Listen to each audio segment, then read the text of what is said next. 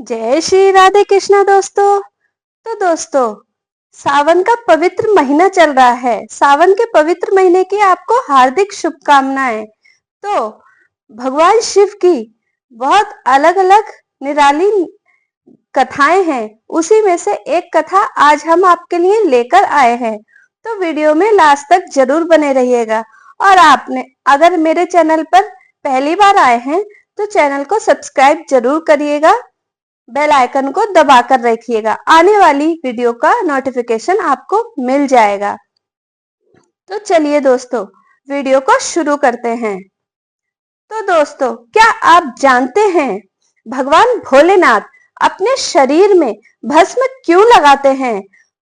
वो इस सृष्टि के कर्ता धर्ता भाग्य विधाता हैं। चाहते तो वो शरीर पर चंदन भी लगा सकते थे, पर ऐसा न करके वो भस्म ही क्यों लगाते हैं? इस रहस्य से आज हम पर्दा उठाएंगे। तो आप वीडियो में लास्ट तक जरूर बने रहिएगा और इसका कारण हम जानेंगे। ठीक है। एक दिन कैलाश पर देवाधिदेव महादेव माता पार्वती के साथ वार्तालाप कर रहे थे। अचानक माता पार्वती के मन में एक प्रश्न आया। उन्होंने पूछा, स्वामी, प्रचंड रूप में शरीर जल रहा है, आप कपूर और चंदन न लगाकर यह भस्म क्यों लगा रहे हैं?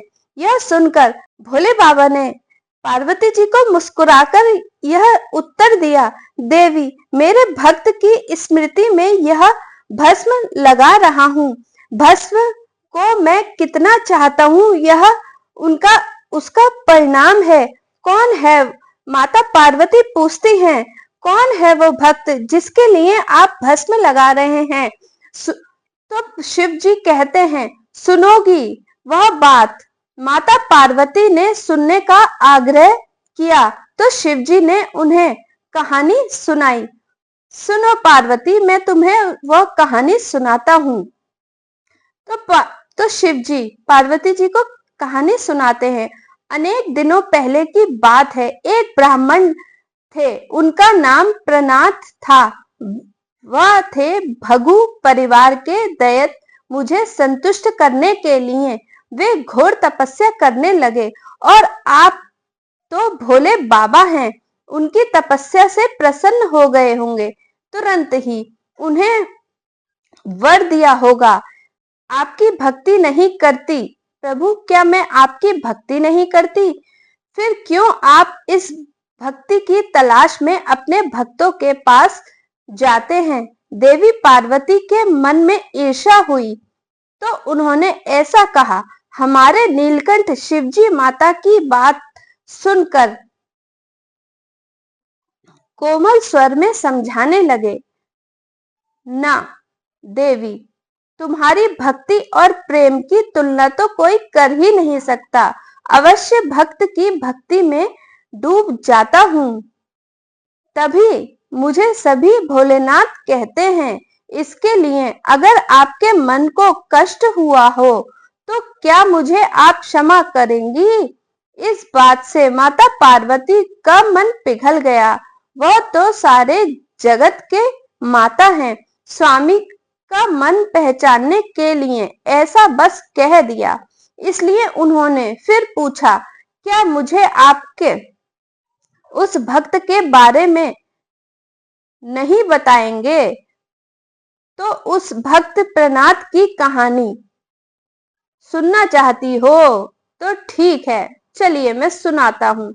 संसार के विमुख मोह माया मुक्त वह केवल तृण पाकर ही जी रहा था।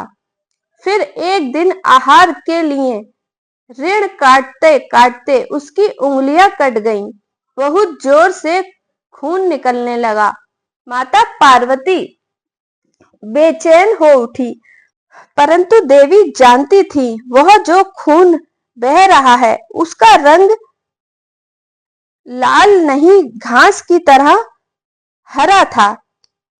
यह देखकर प्रनाथ खुशी से नाच उठे और सोचा, तपस्या के शीर्ष पर मैं पहुंच चुका हूँ। मुझे और कुछ करने की जरूरत नहीं है। उसके बाद वह पागलों की तरह नाचने लगा। उसकी यह अवस्था देख मैं उसके सामने प्रकट हुआ, पर वह शिवजी को पहचान न पाया। शिवजी ने देखा वह खून से भरा था। शिवजी ने उसका हाथ पकड़कर उसे रोकते हुए कहा, परमा तुम तो परम तपस्वी हो, इस महाभ्रम में क्यों पड़ रहे हो? अपने मन को शांत न कर अशांत रखने में तुम्हें तपस्या का फल नहीं मिलेगा। मनुष्य का शरीर अनेक कणों से बना है। उसके अंदर का खून सफेद, काला, नीला, फिर हरा भी हो सकता है। तुम्हारा खून हरा है, हरा हो गया। इसके लिए गर्व ना करो। पन्नार्थ को समझाते हुए शिवजी ने अपनी उंगली एक धारदार तीर से काट दी। झरझर होकर भस्म गिरने लगी। यह देखकर पन्नार्थ पूरा चौंक गया। यह क्या? यह संभव है? शरीर से खून के बदले भस्म निकल रही है। यह पल में पन्नार्थ का अहंकार टूट गया।